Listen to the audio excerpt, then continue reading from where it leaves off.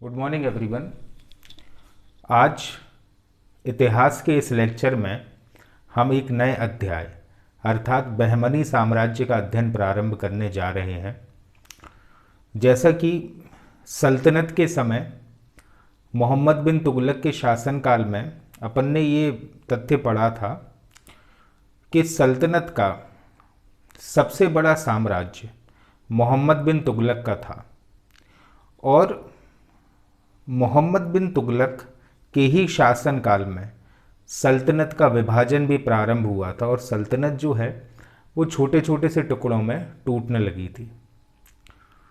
तो मोहम्मद बिन तुगलक के ही शासनकाल में सल्तनत में व्यापक रूप से फैली हुई अराजकता का परिणाम ही था कि दक्षिण भारत में विशेषतः दक्कन वाले इलाके में एक बहुत बड़े मुस्लिम साम्राज्य की स्थापना हुई जिसे हम बहमनी साम्राज्य के नाम से जानते हैं। चलिए हम उन परिस्थितियों का अध्ययन करते हैं जिन परिस्थितियों में इस बहमनी साम्राज्य की स्थापना हुई थी, कौन कौन से शासक हुए हैं बहमनी साम्राज्य में, इन सारी चीज़ों का हम डिटेल में अध्ययन करते हैं। चलिए, बहमनी साम्राज्य की स्थापना मोहम्मद तुगलक के शासनकाल में अलाउद्दीन हसन बहमन शाह, नाम क्या था उस व्यक्ति का जिसने बहमनी साम्राज्य की स्थापना की थी, उसका नाम था अलाउद्दीन हसन बहमन शाह, जिसे इसके चाहने वाले लोग कहते थे हसन गंगू। ठीक है, अलाउद्दीन हसन बहमन शाह अर्थात हसन गंगू के द्वारा की गई थी। लेकिन कैसे की गई थी और क्या परिस्थिति थी या सिचुएशन क्या थी जिस सिचुएशन में बहमनी साम्राज्य की स्थापना हुई थी? दिल्ली सल्तनत के विघटन के परिणाम स्वरूप स्थापित हुए मुस्लिम राज्यों में यह सर्वाधिक शक्तिशाली राज्य था। कौन सा? बहमनी। जैसे अपन ने जौनपुर के बारे में भी पढ़ा है, मालवा के बारे में भी पढ़ा है। जौनपुर और मालवा भी मुस्लिम राज्य थे जो सल्तनत के विघटन के परिणाम स्वरूप सृजित हुए थे। लेकिन जितने भी मुस्लिम राज्य बने हैं सल्तनत के विघटन के बाद, उन सभी मुस्लिम राज्यों में सर्वाधिक शक्तिशाली यह बहमनी साम्राज्य ही रहा है। ठीक है, अब इतना तो अपन ने क्लियर कर लिया कि किसने स्थापना की थी, अलाउद्दीन हसन बहमन शाह, जिसे इसके चाहने वाले क्या कहते थे, हसन गंगू। उन परिस्थितियों के बारे में अपन पढ़ते हैं। इस साम्राज्य का विस्तार उत्तर में बरार से लेकर दक्षिण में कृष्णा नदी तक था।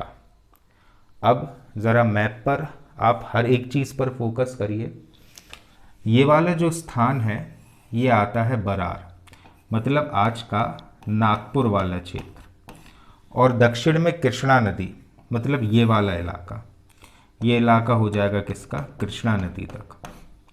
तो ये जो पूरा इलाका था ना कृष्णा नदी के उत्तर और बरार से नीचे का, ये पूरे इलाके में स्थापना हुई थी किसकी, बहमनी साम्राज्य की। मतलब बहमनी साम्राज्य में ये वाले इलाके भी आ जाते थे, अहमदनगर, बीजापुर, बीदर, गुलबर्गा, ये सब इलाके आते थे किसमें, बहमनी। और इसी के दक्षिण में था कौन सा, विजयनगर साम्राज्य, जिसका अध्ययन अपन पढ़ चुके हैं। लगभग 10 लेक्चरों में मैंने खत्म किया है विजयनगर साम्राज्य। ठीक है, तो विजयनगर को पूरा अच्छे से समझ लेना, उसके बाद ही आना बहमनी पर। ठीक है, समझ में बहुत अच्छे से आएगा। तो विजयनगर के उत्तर में आता था कौन सा, बहमनी राज्य। ठीक है, जिसका संस्थापक कौन था, हसन गंगू। ठीक है, अब इस राज्य में कुल 18 सुल्तानों ने लगभग 180 वर्षों तक शासन किया है, यानी 1347 से लेकर 1527 ईस्वी तक संचालित होता रहा कौन सा, बहमनी साम्राज्य। और फिर कोई भी साम्राज्य है, एक समय ऐसा आता है, इतिहास क्योंकि हम पढ़ रहे हैं और बहुत सा कुछ हमने पढ़ लिया है, हर वंश में एक ऐसा समय आया है जब वो वंश अपनी चरम अवस्था पर था, अपनी पराकाष्ठा को छू चुका था, और फिर एकदम से इतना बड़ा डाउनफॉल आया कि वो वंश ही ध्वस्त हो गया। तो कुछ ऐसे शासक होंगे बहमनी साम्राज्य में जो इस साम्राज्य को बहुत ऊंचाइयों तक ले जाएंगे, और कुछ ऐसे निकम्मे शासक आएंगे जिनकी कुछ स्वार्थपूर्ण योजनाओं के कारण साम्राज्य ध्वस्त हो जाएगा। ठीक है, इतना तो अब आपको समझ में आने लगा होगा। कलीमुल्ला बहमनी साम्राज्य का अंतिम शासक था। पहला शासक कौन हुआ? हसन गंगू।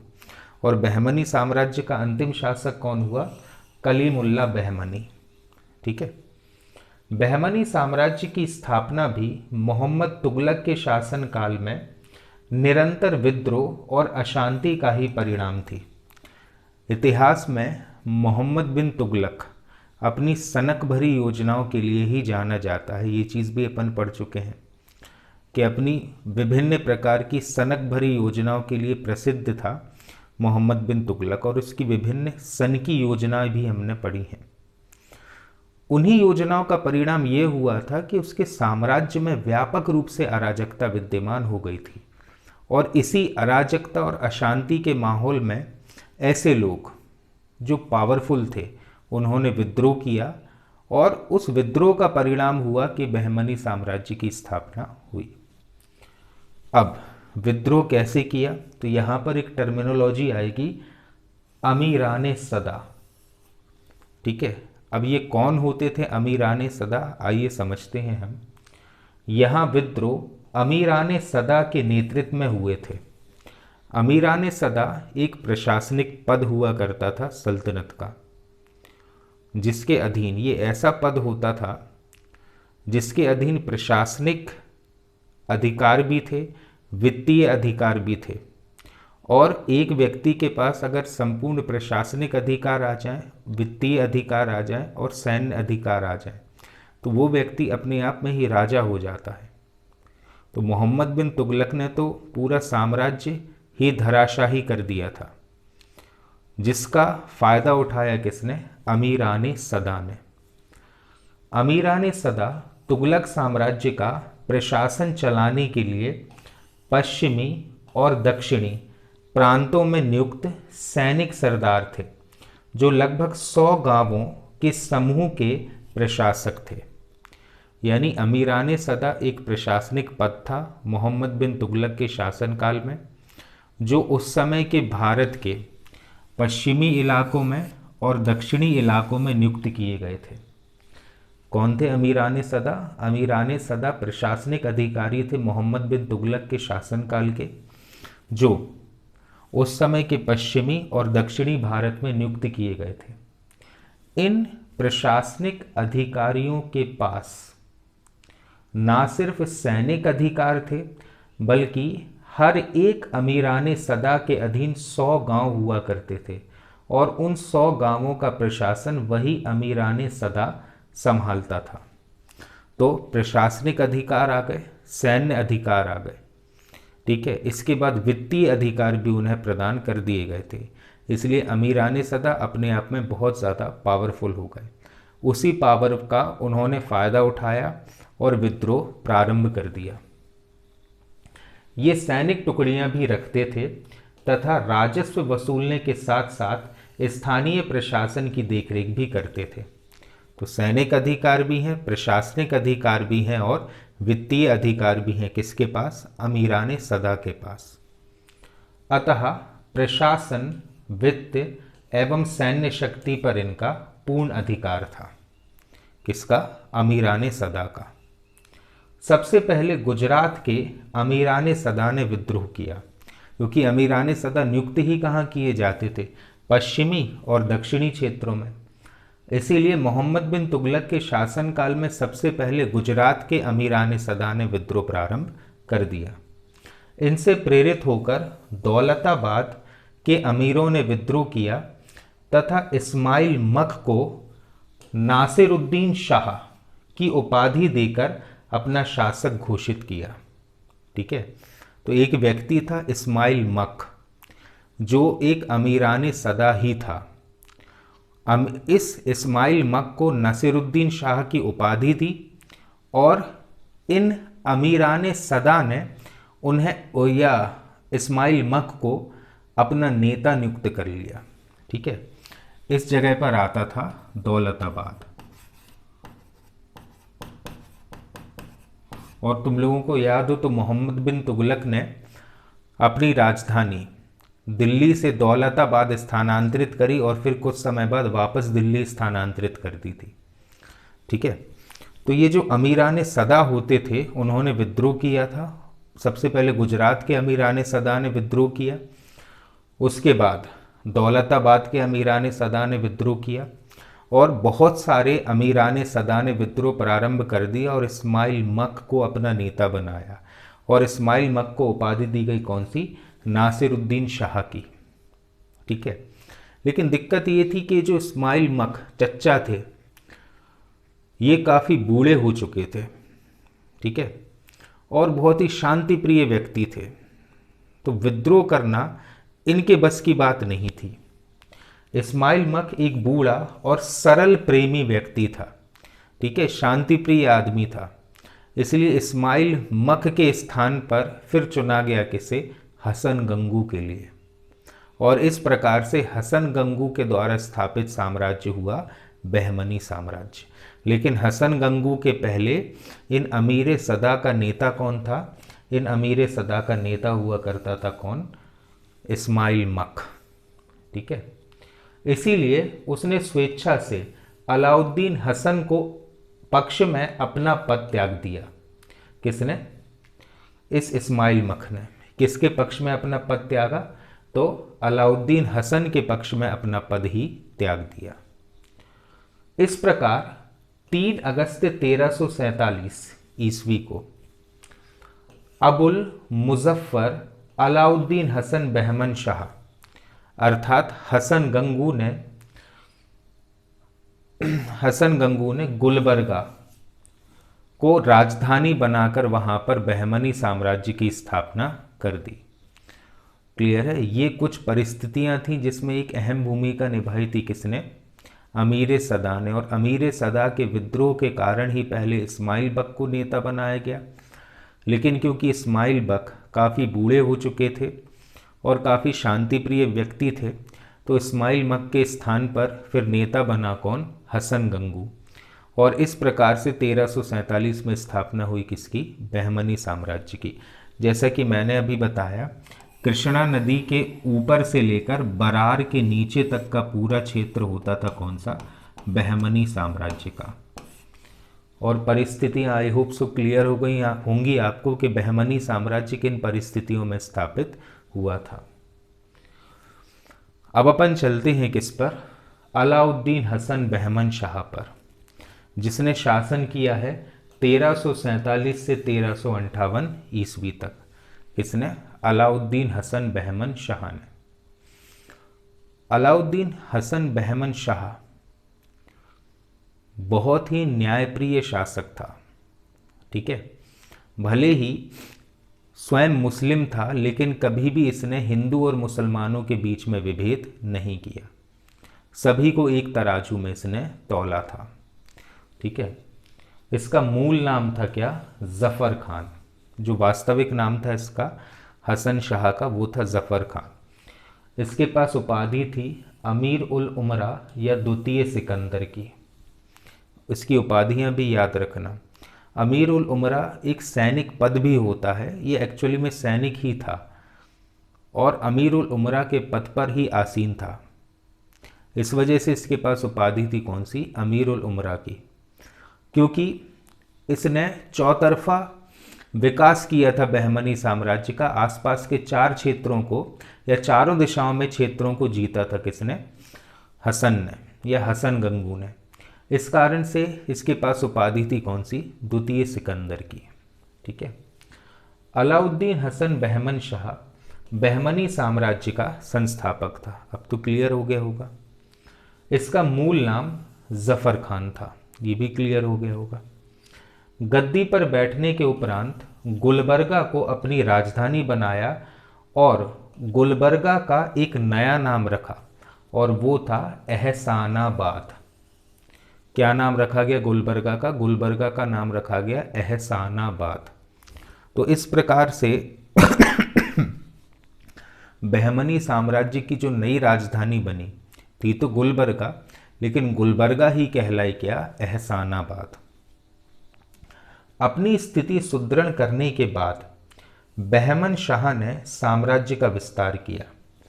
ठीक है, तो गुलबर्गा या एहसानाबाद की गद्दी पर बैठने के उपरांत उसने अपनी स्थिति या अपनी, कहना चाहिए कि जो उसकी छवि थी उस बहमनी साम्राज्य की जनता के समक्ष उस छवि को सुदृढ़ करने का प्रयास किया, और इस हेतु उसने बहमनी साम्राज्य का चार ओर विकास करना शुरू किया। उसने कांधार, कोट्टगिरी, कल्याणी, बीदर पर अधिकार किया तथा वारंगल जो इलाका था वहाँ पर हिंदू शासक थे। वारंगल के शासक कायप नायक को वार्षिक कर देने और कौलास का किला छोड़ने के लिए बाध्य किया। ये चीज़ तुमको याद रखना है। वारंगल, ये वाला इलाका आ जाता है वारंगल का। वारंगल जो था ये बेसिकली हिंदू राज्य था, विजयनगर भी हिंदू राज्य था। ठीक है, अभी अपन देखेंगे आगे कि वारंगल के जो हिंदू शासक थे कायप नायक और विजयनगर के शासक बुक्का प्रथम ने गुट बनाकर भी आक्रमण किया है बहमनी पर, लेकिन बहमनी साम्राज्य को पराजित नहीं कर पाए थे। ठीक है, तो हसन गंगू ने अपनी छवि को मजबूत करने के लिए सबसे पहले क्या किया, सबसे पहले उसने वारंगल के शासक कायप नायक, जो कि कैसे शासक थे, एक हिंदू शासक थे, कौन, कायप नायक। कायप नायक को वार्षिक कर देने के लिए विवश किया। वार्षिक कर देने के लिए विवश किया, इसका तात्पर्य यह है कि सालाना पैसा देना होगा किसे, हसन गंगू को, अर्थात हसन गंगू के अधीन अपने साम्राज्य का संचालन करना होगा। कुल मिलाकर हम ये बोल सकते हैं कि वारंगल के हिंदू शासक कायप नायक को सबसे पहले हसन गंगू ने अपने अधीन कर लिया। ठीक है, और वारंगल का एक बहुत बड़ा किला होता था जिसका नाम था कौलास का किला। कौलास का किला भी छीन लिया किससे, कायप नायक से। किसने, हसन गंगू ने। ये नाम याद रखना तुम लोग, कौन सा किला है, कौलास का किला। कहाँ पर आता था, वारंगल में। अपने शासन के अंतिम दिनों में उसने दाबुल पर आक्रमण किया, जो पश्चिमी समुद्र तट पर बहमनी साम्राज्य का सबसे महत्वपूर्ण बंदरगाह था। ठीक है, तो गोवा के ऊपर कुछ इस स्थान पर आता था कौन सा, दाबुल। ठीक है, इस दाबुल को भी छीन लिया किसने, हसन गंगू ने। इसीलिए तो उसके पास उपाधि थी द्वितीय सिकंदर की, क्योंकि गद्दी पर बैठते ही उसने साम्राज्य का विस्तार प्रारंभ कर दिया था। उसका साम्राज्य उत्तर में वैनगंगा से लेकर दक्षिण में कृष्णा नदी तक था। वैनगंगा की पोजीशन अब तो आपको क्लियर हो गई होगी। ठीक है, मतलब ये वाले इलाके से निकलती है कौन सी, वैनगंगा। भाई उस समय है ना, राज्य वाज्य नहीं होते थे, नदियां ही बाउंड्री होती थी साम्राज्य की। तो वैनगंगा से लेकर दक्षिण में कृष्णा नदी तक का पूरा इलाका था किसका, हसन गंगू का। और पश्चिम में दौलताबाद से लेकर भोगरी तक विस्तृत था साम्राज्य किसका, हसन गंगू का। अलाउद्दीन बहमन शाह के समय में उसके राज्य के दक्षिण पूर्व में वारंगल और दक्षिण पश्चिम में विजयनगर के हिंदू राज्य की स्थापना हुई। जैसा कि अभी मैंने बताया, वारंगल की भी स्थापना हुई थी और इस विजयनगर की भी स्थापना हुई थी। ये तो अपन पूरा रटते हुए आए हैं कौन सा, विजयनगर। लेकिन आप वारंगल का भी समझ लो। वारंगल के शासक कौन थे, कायप नायक। और कायप नायक को मजबूर कर दिया था हसन गंगू ने अपने वार्षिक कर देने के लिए। साथ ही कौलास का किला भी छीन लिया था किससे, कायप नायक से। अलाउद्दीन बहमन शाह एक कुशल प्रशासक भी था। ठीक है, एक उच्च कोटि का प्रशासक भी था और उसने इस पूरे बहमनी साम्राज्य को छोटे छोटे से टुकड़ों में विभाजित किया था ताकि प्रशासन सही तरीके से संचालित हो सके। शासन को सुव्यवस्थित करने के लिए उसने अपने राज्य को 4 सूबों में, सूबा मतलब प्रांत, लेकिन ये बहमनी साम्राज्य के जो लोग थे वो लोग सूबों को कहते थे तरफ, इस तरफ उस तरफ, ऊपर की तरफ नीचे की तरफ। तो बहमनी साम्राज्य में सूबा अर्थात प्रांत ये कहलाता था क्या, तरफ। और इस पूरे बहमनी साम्राज्य को 4 तरफों में विभाजित किया था, अर्थात 4 सूबों अथवा प्रांतों में विभाजित किया था। किसने? हसन गंगू ने। और क्यों? ताकि प्रशासन सही तरीके से संचालित हो सके। और वे 4 तरफ कौन से थे? एक था गुलबर्गा जो कि राजधानी थी बहमनी की, उसके बाद था दौलताबाद, ठीक है, बरार और बीदर। इन 4 भागों में विभाजित कर दिया था हसन गंगू ने अपने साम्राज्य को। कौन कौन सा है? सबसे पहला है गुलबर्गा जो कि इस स्थान पर आता था, गुलबर्गा। उसके बाद बरार, बीदर, बीजापुर। बीजापुर तो गुलबर्गा के ही क्षेत्र में था, ठीक है। दौलताबाद यहां पर आ जाएगा, दौलताबाद, ठीक है। इन 4 प्रांतों में पूरे बहमनी साम्राज्य को डिवाइड कर दिया था किसने? हसन गंगू ने। गुलबर्गा का तरफ मतलब गुलबर्गा का जो सूबा है वो, गुलबर्गा का तरफ सबसे महत्वपूर्ण था। इसलिए महत्वपूर्ण था क्योंकि गुलबर्गा तो स्वयं राजधानी था, लेकिन ये पूरा जो प्रांत था ना बीजापुर का, वो भी शामिल होता था किसमें? गुलबर्गा में। इसलिए गुलबर्गा एक अहम भूमिका निभाता था। यह सबसे महत्वपूर्ण प्रांत था कहाँ का? बहमनी साम्राज्य का। गुलबर्गा का तरफ, अब तो समझ गए हो ना, तरफ मतलब क्या होता है? प्रांत। गुलबर्गा का तरफ सबसे महत्वपूर्ण था क्योंकि इसमें बीजापुर सम्मिलित था। बीजापुर अपने आप में बहुत बड़ा प्रांत था और गुलबर्गा तो राजधानी ही थी, और गुलबर्गा का ही एक पार्ट था क्या? बीजापुर। इसलिए गुलबर्गा बहुत ही इम्पोर्टेंट प्रांत हुआ करता था। धार्मिक दृष्टि से अलाउद्दीन बहमन शाह एक धर्मनिरपेक्ष व न्यायप्रिय शासक था, ठीक है। मतलब वो स्वयं मुस्लिम था, लेकिन कभी भी उसने हिंदू और मुसलमानों के बीच में विभेद नहीं किया। वह भारत का पहला मुस्लिम शासक था जिसने दक्कन में पहली बार हिंदुओं से जजिया ना लेने का आदेश दिया और अपने राज्य में सभी प्रकार की कृषि उपज निःशुल्क आने दी, ठीक है। अब आप यहाँ से समझ सकते हो कि दक्षिण भारत में या दक्कन के क्षेत्र में हिंदुओं पर जजिया समाप्त करने वाला पहला शासक हुआ है कौन? हसन, अर्थात हसन गंगू। साथ ही साथ उसने अपने टैक्स भी माफ़ किए थे, खासकर की कृषि उपज पर। ऐसी कृषि उपज जो दूसरे स्थानों से बहमनी साम्राज्य में आ रही थी, उस सभी प्रकार की कृषि उपजों से उसने टैक्स माफ़ कर दिए था। किसने?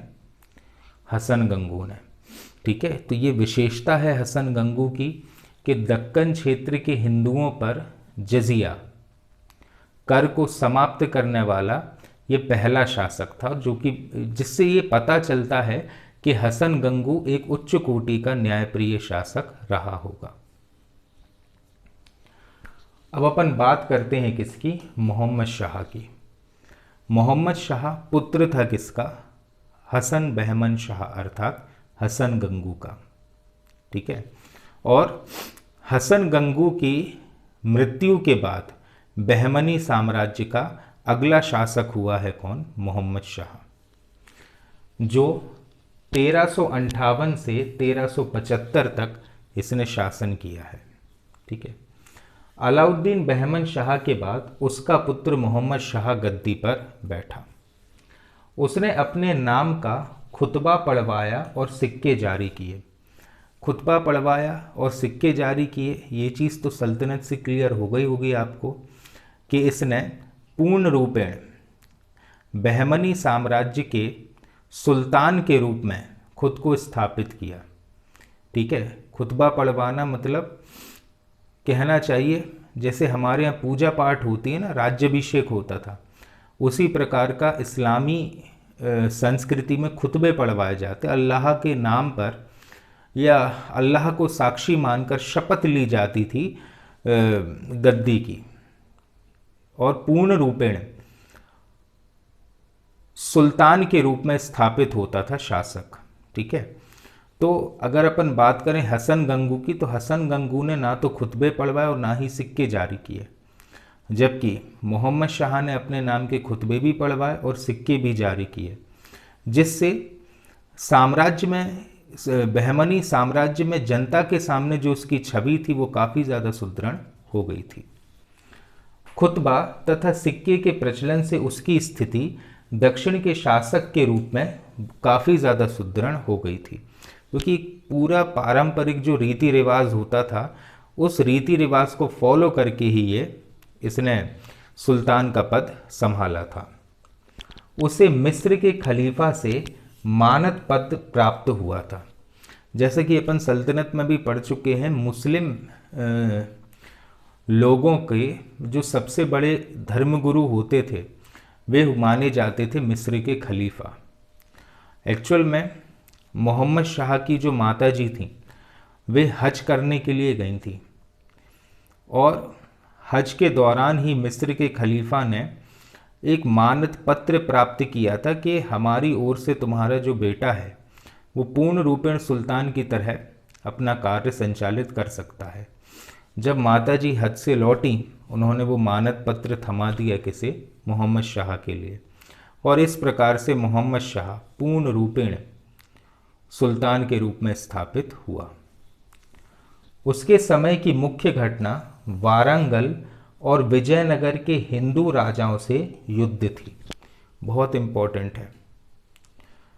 जैसा कि अपन ने अभी देखा कि हसन गंगू के समय पहले तो बहमनी साम्राज्य स्थापित हो गया, लेकिन कुछ समय बाद वारंगल में कायप नायक ने एक हिंदू राज्य की स्थापना की और दक्षिण में विजयनगर साम्राज्य की स्थापना की हरिहर और बुक्का ने। अब साम्राज्यवादी तो ये तीनों प्रकार के लोग थे। वारंगल का कायप नायक भी अपना साम्राज्य विस्तार करना चाहता था।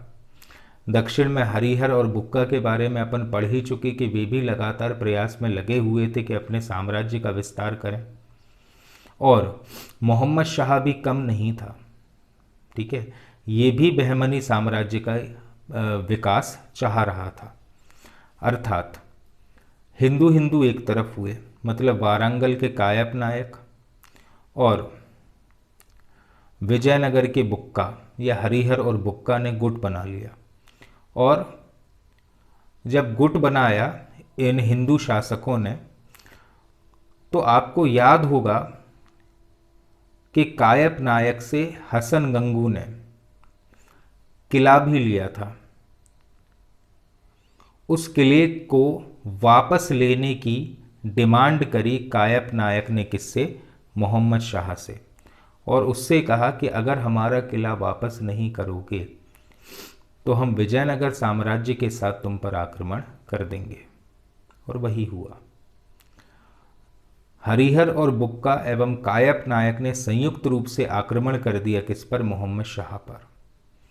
लेकिन मोहम्मद शाह ने कायप नायक को बुरी तरह पराजित किया। ठीक है, उससे बहुत ज़्यादा या अत्यधिक मात्रा में सोना चांदी वसूली गई, और वही हाल मोहम्मद शाह ने विजयनगर का भी किया था। आइए समझते हैं इसके लिए। वारंगल के शासक कायप नायक और विजयनगर के शासक बुक्का प्रथम ने परस्पर समझौता किया, मतलब एक दूसरे से टाइप कर लिया, परस्पर समझौता किया, जिसके तहत कायप ने मोहम्मद शाह से कोलास के किले और बुक्का प्रथम से कृष्णा तथा तुंगभद्रा नदियों के दोआब अर्थात रायचूर दोआब की मांग की। ठीक है, देखो ये वाले जो इलाके थे ना, जैसे अगर अपन बात करें कौलास के किले की, तो कौलास का किला वारंगल का ही क्षेत्र था, जो हसन गंगू ने ले लिया था किससे? कायप नायक से। कायप नायक ने बोला कि हमको हमारा किला वापस दे दो। रायचूर दोआब का जो इलाका था वो विजयनगर का इलाका था, वो विजयनगर के शासकों ने वापस मंगाया। अब देखते हैं अपन कि मोहम्मद शाह ने क्या प्रतिक्रिया दी। मोहम्मद शाह ने दोनों के विरुद्ध युद्ध किया। एक युद्ध में कायप नायक पराजित हुआ। अब कायप नायक इस युद्ध में पराजित हुआ, और इस बात पर आप लोग ध्यान देना कि कायप नायक को अपनी हार के एवज में कौन कौन सी चीज़ें देना पड़ी, किसे? मोहम्मद शाह के लिए, क्योंकि हार कौन गया था? कायप नायक। कायप नायक पराजित हुआ, फलस्वरूप गोलकुंडा का किला अत्यधिक मात्रा में सोना, हाथी और रत्न जड़ित सिंहासन, कौन सा? तख्त ए फिरोज़ा, देकर मोहम्मद शाह से समझौता करना पड़ा। ठीक है, और ये वाला जो सिंहासन जो कायप नायक ने दिया था किसे? मोहम्मद शाह को, उस सिंहासन का नाम क्या था? उसका नाम था तख्त ए फिरोज़ा, जो सदियों तक बहमनी साम्राज्य का सिंहासन बना रहा। कौन सा? तख्त ए फिरोज़ा। और कहाँ से आया था ये सिंहासन? वारंगल का शासक कायप नायक हार गया था किससे? मोहम्मद शाह से, और अपनी हार के एवज में देना पड़ा था किसे? मोहम्मद शाह को। यह सिंहासन बहमनियों का पीढ़ियों तक राज सिंहासन बना रहा। कौन सा? तख्त ए फिरोज़ा। अब अपन बात करें कि बुक्का प्रथम से जो युद्ध हुआ था, उस युद्ध में या उस युद्ध का परिणाम क्या हुआ? इसके बाद मोहम्मद शाह विजयनगर के शासक बुक्का प्रथम के विरुद्ध रायचूर दोआब में स्थित मुदगल के किले को लेकर युद्ध हुआ, क्योंकि रायचूर दोआब में जो मुदगल का किला था, ये किला भी बहमनी और विजयनगर साम्राज्य के बीच में एक लंबे समय तक विवाद का विषय बना रहा, और इसी किले को लेकर मोहम्मद शाह और बुक्का प्रथम के बीच में युद्ध लड़ा गया। बुक्का पराजित हुआ, किंतु मोहम्मद शाह को उसके विरुद्ध निर्णायक सफलता नहीं मिली। अर्थात बुक्का प्रथम भी इस युद्ध में पराजित हो गया। किससे? मोहम्मद शाह से। मोहम्मद शाह के समय बुक्का प्रथम के विरुद्ध हुए इसी युद्ध में पहली बार बारूद का प्रयोग किया गया था। ये चीज़ अपन ने विजयनगर में भी पढ़ी थी कि दक्षिण भारत में, या हम ये बोल सकते कि भारत में ये पहला युद्ध था जिसमें बारूद का प्रयोग हुआ था उस समय। अब क्योंकि मोहम्मद शाह ने बारूद का प्रयोग किया और 2 हिंदू शासकों को पराजित कर दिया, इससे बहमनियों की सैनिक क्षमता में अत्यधिक वृद्धि हुई। किसके? बारूद के प्रयोग से। ठीक है, मोहम्मद शाह प्रथम का सबसे बड़ा योगदान बहमनी प्रशासनिक व्यवस्था को संगठित करना था। ठीक है, तो ना सिर्फ इसने सैनिक क्षेत्र में अलौकिक कार्य किए, बल्कि प्रशासनिक क्षेत्र में भी बहुत ही महत्वपूर्ण कार्य किए हैं। किसने? मोहम्मद शाह ने। क्या किया इसने? जैसा कि इसके पिता ने अर्थात हसन गंगू ने पूरे बहमनी साम्राज्य को 4 भागों में विभाजित किया था, इसने अपने प्रधानमंत्री सैफुद्दीन गौरी, कौन था ये सैफुद्दीन गौरी? मोहम्मद शाह का प्रधानमंत्री था। अपने प्रधानमंत्री सैफुद्दीन गौरी की सहायता से एक ठोस प्रशासनिक व्यवस्था स्थापित की। ठीक है, सैफुद्दीन गौरी एक विदेशी आप्रवासी था, मतलब वो बहमनी साम्राज्य का लोकलाइट नहीं था, किसी दूसरे देश से आकर यहाँ पर बसा था। उसने असैनिक विभागों की स्थापना की। असैनिक विभाग मतलब प्रशासनिक विभाग जिनका सेना से लेना देना नहीं था, तथा प्रत्येक विभाग का नियंत्रण एक पृथक मंत्री को सौंप दिया। जैसा कि आज भी होता है हमारे भारत में, सेना के अलावा जो पूरा प्रशासनिक तंत्र है वो अलग अलग विभागों में बटा हुआ रहता है और हर एक विभाग का अपना अलग मंत्री होता है। ऐसी व्यवस्था स्थापित की थी किसने? सैफुद्दीन गौरी ने, जो प्रधानमंत्री था किसका? मोहम्मद शाह का। उसने संपूर्ण बहमनी साम्राज्य को 4 तरफों अर्थात प्रांतों में विभाजित किया और हर प्रांत का अपना एक प्रांतपति होता था, तरफदार जिसको बोलते थे, या प्रांतपति या सूबेदार। ये 4 प्रांत या तरफ थे दौलताबाद, बरार, बीदर और गुलबर्गा, जैसा कि अभी अपन ने समझा। ठीक है, दौलताबाद ये वाला इलाका, ठीक है, बीदर, गुलबर्गा, ठीक है, और वारंगल। ठीक है, अब समझना, प्रत्येक प्रांत में एक तरफदार की नियुक्ति की गई जो प्रशासन की देखरेख करता था। ठीक है, प्रत्येक प्रांतपति उसके विशेष उपाधि से जाना जाता था। जैसे दौलताबाद का जो तरफदार था, ठीक है, उसको कहा जाता था मसनद ए आली। कहाँ का? दौलताबाद। यहाँ का तरफदार कहलाता था मसनद ए आली। कहाँ का था ये? दौलताबाद का। इसके बाद बरार का सूबेदार मजलिस ए आली कहलाता था। बीदर का सूबेदार आजम ए हुमायूं व गुलबर्गा का तरफदार मलिक नायब के नाम से जाना जाता था। ठीक है, अब हसन गंगू ने जो विभाजन किया था वो सिर्फ विभाजन किया था, लेकिन सैफुद्दीन फिरोज ने विभाजन के साथ साथ अलग अलग तरफदारों की नियुक्ति भी की। और इसमें सबसे इम्पोर्टेंट जो पद होता था वो कौन सा था, या सबसे इम्पोर्टेंट जगह कौन सी थी? गुलबर्गा। गुलबर्गा इसलिए इम्पोर्टेंट थी क्योंकि गुलबर्गा के साथ ही साथ बीजापुर भी वहाँ पर सम्मिलित था। इसमें गुलबर्गा का तरफ सबसे महत्वपूर्ण था, जिसमें बीजापुर भी शामिल था। ठीक है, इसे सम्राट का सबसे विश्वासपात्र व्यक्ति को प्रदान किया जाता था। कौन सा?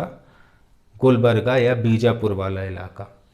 सेना के अधिकारी को अमीर उल उमरा कहा जाता था।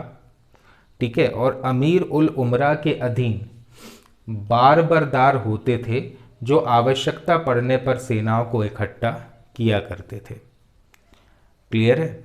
ये कुछ पहलू हैं किसके? मोहम्मद शाह के शासनकाल के, जिन पर आपको ध्यान देना है। ठीक है, किस किस से युद्ध हुआ था मोहम्मद शाह का? बेसिकली 2 लोगों से हुआ था, एक तो वारंगल के कायप नायक से और दूसरा विजयनगर के बुक्का प्रथम से। ठीक है, क्योंकि आज से ही हमने शुरुआत की है, इस वजह से हम सिर्फ इतना ही पढ़ेंगे विजयनगर बहमनी साम्राज्य में आज। क्लियर है? चलिए।